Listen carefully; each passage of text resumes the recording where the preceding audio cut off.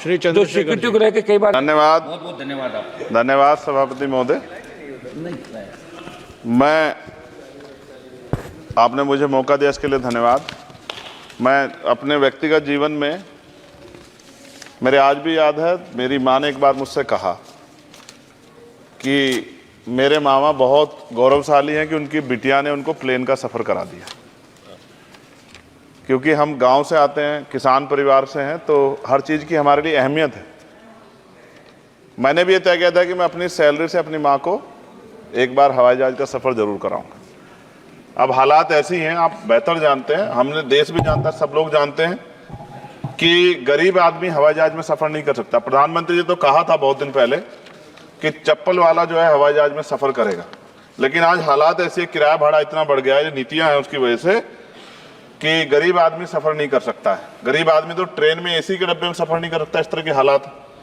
तो मेरी मंत्री जी से मांग है कि कोई व्यवस्था ऐसी की जाए कि जो करोड़ों महिलाएं देश की हैं, करोड़ों परिवार ऐसे जिन्होंने सपना ही देखा हवाई जहाज को जाते, उनको भी एक बार मौका मिलेगी हवाई जहाज का सफ़र करने। तो अगर किराया सस्ता होगा तो शायद वो प्रयास कर सकते हैं, उनके बच्चे प्रयास कर सकते हैं। साथ साथ वायु यात्रा में सेफ्टी सिक्योरिटी का बहुत ज़्यादा ध्यान रखने की जरूरत है। कई बार हादसे हुए हैं, कई चीज़ों पर हमें गौर करना है। साथ साथ ज़्यादातर एयरपोर्ट जो है वो प्राइवेट हो गए, और प्राइवेट होने की वजह से कर्मचारियों का शोषण होता है। कर्मचारियों की, क्योंकि हमारे यहाँ बेरोजगारी बहुत है, तो कर्मचारियों को वहाँ काम करने में जो सैलरी मिलती है उसमें एक बार का टिकट भी नहीं आता कई जगह पे। तो मेरी आपसे ये आग्रह है कि जिन लोगों जो प्राइवेट हो गए वहाँ भी सैलरी कम से कम न्यूनतम वेतन इतना होना चाहिए 20,000 रुपये, कि वो अपने परिवार का भी और सफ़र भी वो कभी कर ले, ऐसा मौका भी उन्हें मिलना चाहिए। साथ साथ प्राइवेट होने की वजह से SC ST OBC के बच्चों को जो नौकरी मिल जाती थी वो भी जीरो होगी। तो मेरी आपसे आग्रह है कि अगर प्राइवेट भी हो गया तो उनसे भी कहा जाए कि कमजोर वर्गों के लोग बच्चों को मौका दिया जाए। साथ साथ नगीना में जहां जिन्होंने मुझे चुन के भेजा, मैं उनका धन्यवाद करता हूं, उस क्षेत्र का, वहां एयरपोर्ट नहीं, और लंबे समय से उनकी ये मांग, वहां पायलट ट्रेनिंग स्कूल भी नहीं है, एरोस्टेस ट्रेनिंग स्कूल भी वहां खोलना चाहिए, क्योंकि ग्रामीण क्षेत्रों की प्रतिभाओं को नकारना नहीं चाहिए। साथ साथ मेरा जिला जो है सहारनपुर, वहां एयरपोर्ट पुराना है, वो डिफेंस का है सरसावा में, लेकिन वहां से पैसेंजर जो है यात्रा के लिए कोई सुविधा नहीं। और साथ साथ एक जगह छुटमलपुर, क्रांतिकारी जगह है, जहां हम पैदा हुए, क्रांतिकारी जगह है ही वो सर। तो वहां पे भी हवाई पट्टी की जो है स्थापना जो है सरकार को करानी चाहिए। हमारे लोगों को, छुटमलपुर के लोगों को बहुत अच्छा लगे और फायदा भी होगा, बहुत सारा जो है आसान हो जाएगा जनता के लिए। और सुबह से हम प्रयास कर रहे हैं सर कि हमें बोलने का मौका दिया। यहाँ छोटी पार्टियों के लिए थोड़ी समस्या है और 2.5 घंटे इंतजार का मौका मिल रहा है। मैं भाजपा के साथियों को याद दिलाना चाहता हूँ, एक समय था कि आप में भी 2 मेंबर ऑफ पार्लियामेंट थे, आज आपकी सरकार है, आपको तीसरी चौथी बार मौका मिला है। अगर हम लोग भी ज्ञान की कमी थोड़ी है किसी में, ऐसा तो रानी के पेट से ही राजा पैदा होता है या कोई माँ के पेट सीख के आता है। हम तो संघर्ष करके आए 15-15 साल, तो जब हमें मौका नहीं मिलेगा अपनी बातें रख पाएंगे तो हमारी बात कैसे पहुंचेगी। साथ साथ मेरा आपसे आग्रह है, ये मेरी मांग नहीं है, ये पंजाब के लोगों की मांग है। देश के प्रधानमंत्री जब कह के आए थे पंजाब में, कह के आए थे पंजाब में कि जब आदमपुर एयरपोर्ट का नाम जो है सतगुरु रविदास जी महाराज के नाम पे करने के लिए कह के आए थे प्राइम मिनिस्टर। आप पता करा लो, ऑन रिकॉर्ड है, प्राइम मिनिस्टर ने अपनी स्पीच में कहा जब पंजाब गए कि हम इस जालंधर में जो एयरपोर्ट है आदमपुर में, कि हम उसका नाम सतगुरु रविदास जी महाराज के नाम पे करेंगे। लेकिन सर दावे और वादे हैं, कब तक ये खोखले वादे होते रहेंगे। देश के प्रधानमंत्री की बात का कोई सम्मान होना चाहिए। क्या सरकार, ये मंत्री जी नहीं सुनना चाहते, या फिर उन्होंने झूठा वादा कर लिया, इन पे भी ध्यान देना चाहिए। लेकिन साथ साथ मेरी मांग भी है, मैं पुनः इस बात को दोहराऊंगा सर, कि गरीब लोग, मैं गांव में जाता हूं, मीटिंगों में जाता हूं, पूछता हूं महिलाओं से कभी हवाई जहाज सफर किया।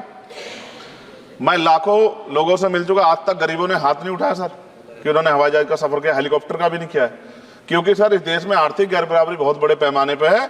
गरीब पैदा होता है, मर जाता, ना अच्छा इलाज मिलता, ना सुविधाएं मिलती, बस उसका जीवन है कि वो पैदा हो गया, ऐसा लगता है मजबूरी में पैदा हो गया, उसको पैदा ही नहीं होना चाहिए था।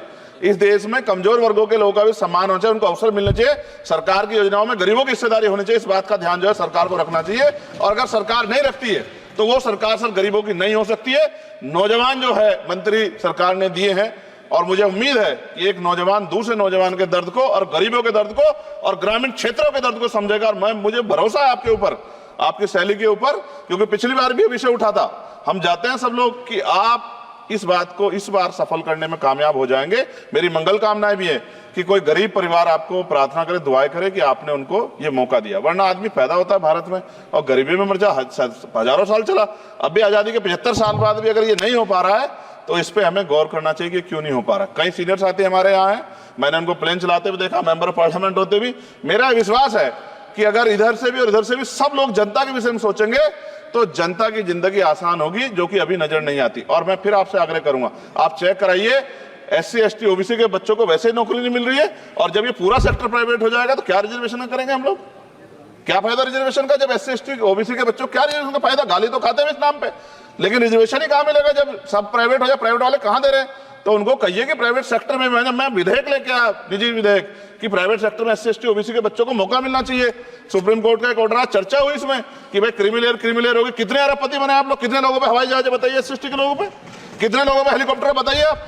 कुछ नहीं है आपके पास आंकड़े। सब लोग मिलकर गरीबों को चलना चाहते हैं, ये गलत है सर। मैं आपका धन्यवाद करूंगा पुणे सर, और क्योंकि हम ही कोरम पूरा करते हैं सर, देख लीजिए आप, हम ही बैठे कोरम पूरा करते हैं। हमें विश्वास है अपने देश की पार्लियामेंट पे कि आज नहीं तो कल इस पार्लियामेंट से गरीबों के लिए कानून बनेंगे और गरीबों के लिए पॉलिसियां बनेंगी और गरीबों को भी सम्मान का जीवन मिलेगा, ऐसा हमें विश्वास है। मैं आपका धन्यवाद करता हूं और मुझे उम्मीद है नौजवान हमारे मंत्री से कि वो गरीबों की बात को सुनेंगे और हम लोगों की पीड़ा को समझेंगे और हमारे क्षेत्रों में काम कराने का। धन्यवाद।